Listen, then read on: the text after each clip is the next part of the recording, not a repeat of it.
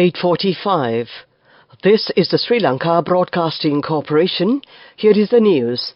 Edited by Catherine Pereira and read by Indrani Senanayake. The headlines. President Ranil Wickremesinghe says that 1 billion rupees will be allocated for research activities regarding the Buddha Deshana and artificial intelligence.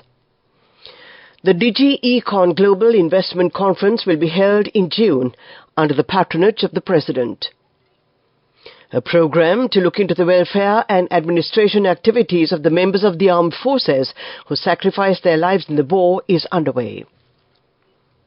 A cabinet approval has endorsed the National Digital Strategy 2030. 15 Sri Lankan fishermen detained in Myanmar prisons repatriated. In foreign news, at least 150 people killed in Afghanistan flash flooding.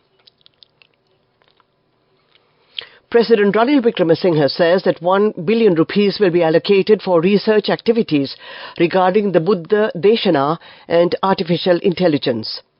The research is expected to commence soon. Necessary rules for the control of artificial intelligence has not been presented yet. Therefore, measures may be taken to commence the research next year. He made these remarks to celebrate the 100th anniversary of the Sri Lanka Buddhist Society of Moratuwa.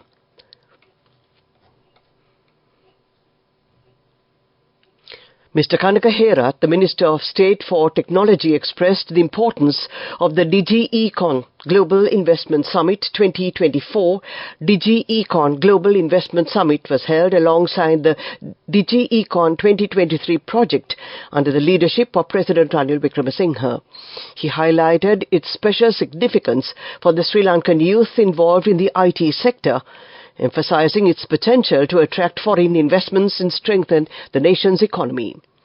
Speaking at the Presidential Media Centre today, Mr. Herath emphasized the vital role of the conference held in conjunction with the DigiEcon 2023 initiative aimed at advancing a digital economy in Sri Lanka under the State Ministry of Technology's leadership. Arrangements have been finalized for the DigiEcon Global Investment Summit, slated to take place in conjunction with the DigiEcon 2023 project on the 25th of June under the auspices of President Ranil Wickremesinghe in Colombo.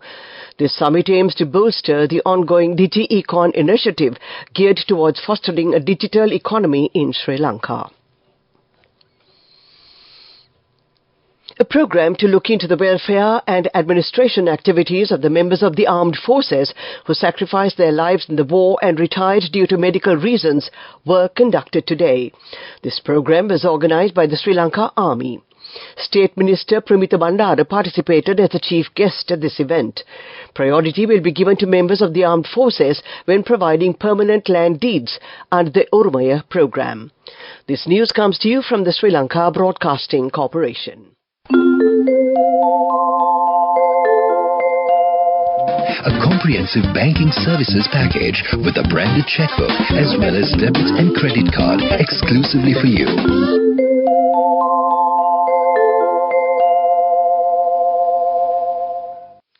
We continue with local news. A cabinet approval has been endorsed, the National Digital Strategy 2030, featuring 6 key points. Among these, the initial focus is on infrastructure, connectivity, access, skills, literacy, industries, jobs, and establishing a connected digital movement.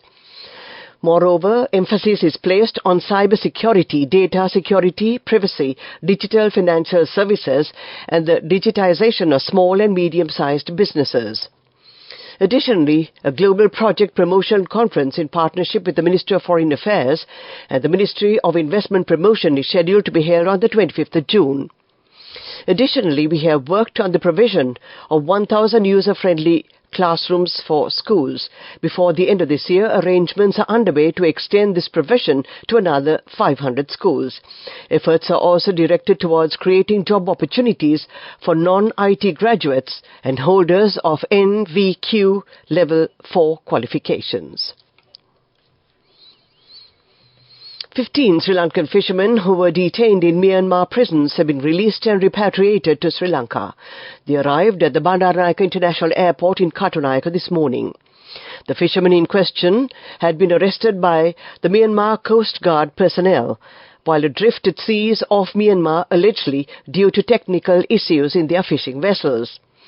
Upon arrival at the BIA, all 15 individuals were arrested by the Criminal Investigation Department, CID's Human Trafficking, Smuggling and Maritime Crimes Division, for allegedly not departing from a recognized airport or port to a foreign country.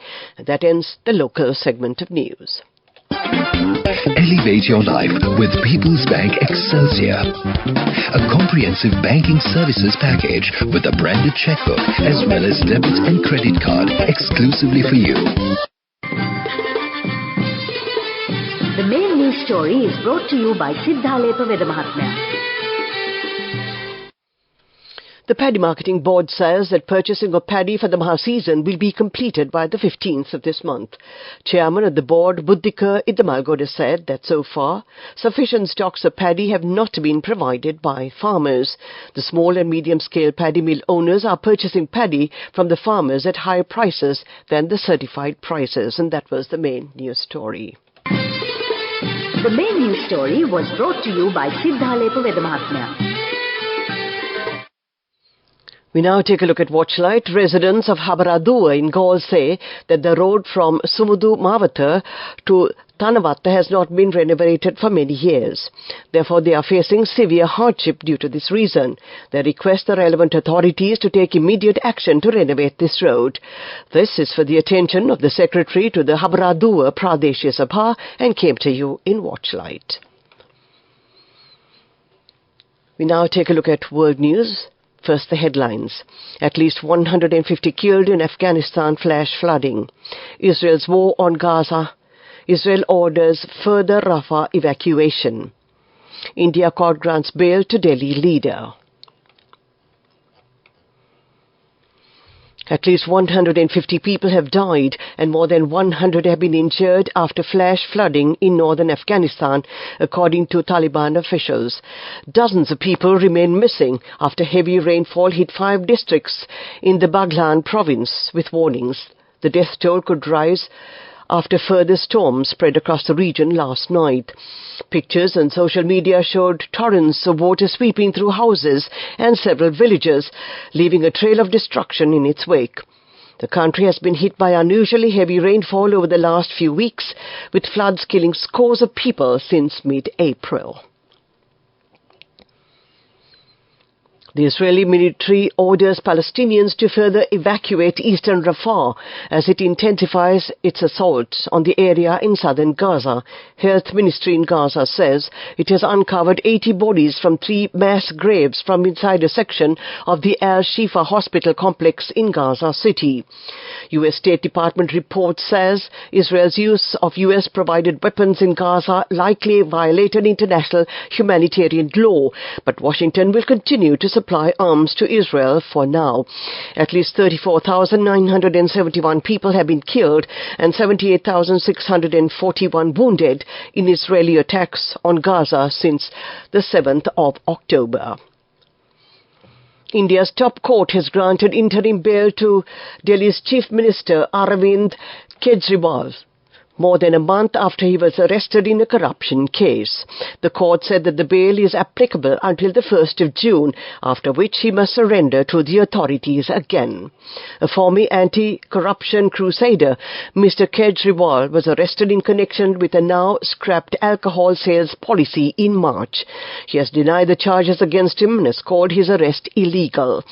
The Chief Minister moved to the Supreme Court after the Delhi High Court refused to give him bail last month. His bail was strongly opposed in court by India's Financial Crimes Agency, the Enforcement Directorate. To end this bulletin of world news, the headlines again. At least 150 killed in Afghanistan flash flooding. Israel's war on Gaza. Israel orders further Rafah evacuation. Indian court grants bail to Delhi leader. And that ends this bulletin of world news. Development news.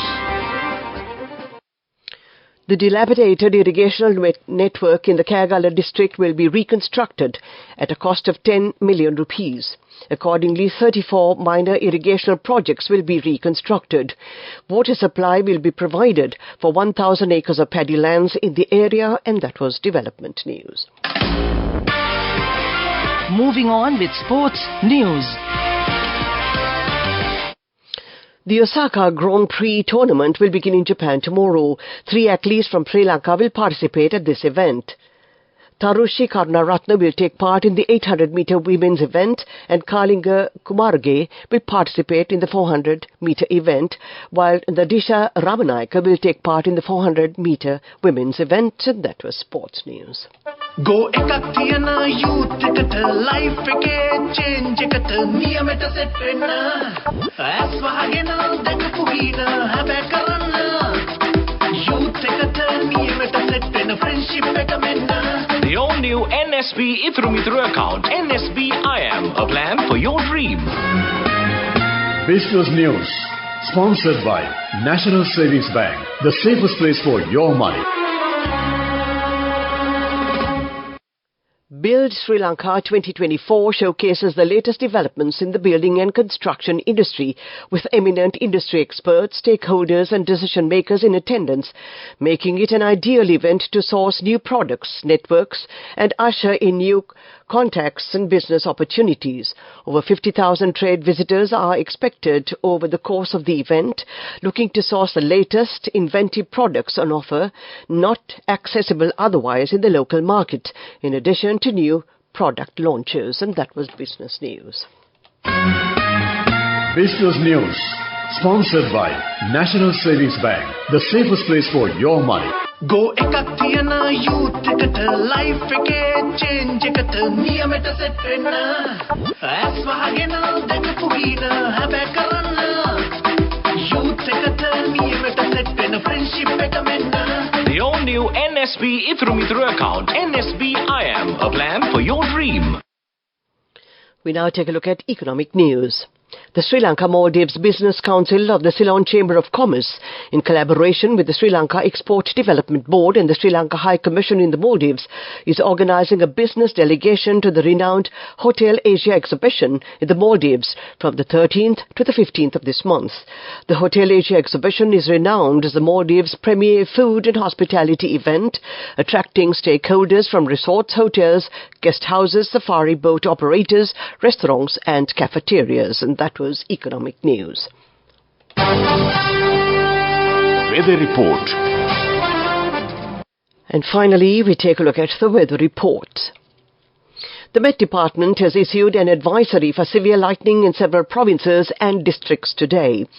Thunder showers accompanied by severe lightning is likely to occur at several places in the western, Sabaragamuwa, southern, central, northwestern, the over and north central provinces and in the Mannar and Vavuniya districts, it said. There may be temporary localized strong winds during thunder showers. The general public is kindly requested to take adequate precautions to minimize damage caused by lightning. To end tonight's news broadcast, we take a look at the headlines again. President Ranil Wickremesinghe says that 1 billion rupees will be allocated for research activities regarding the Buddha Deshana and artificial intelligence. The DigiEcon Global Investment Conference will be held in June under the patronage of the President. A program to look into the welfare and administration activities of the members of the armed forces who sacrificed their lives in the war is underway. A cabinet approval has endorsed the National Digital Strategy 2030. 15 Sri Lankan fishermen detained by Myanmar prisons repatriated. In foreign news, at least 150 killed in Afghanistan flash flooding. That ends tonight's news broadcast. The time reads 9:01. This is Radio Sri Lanka.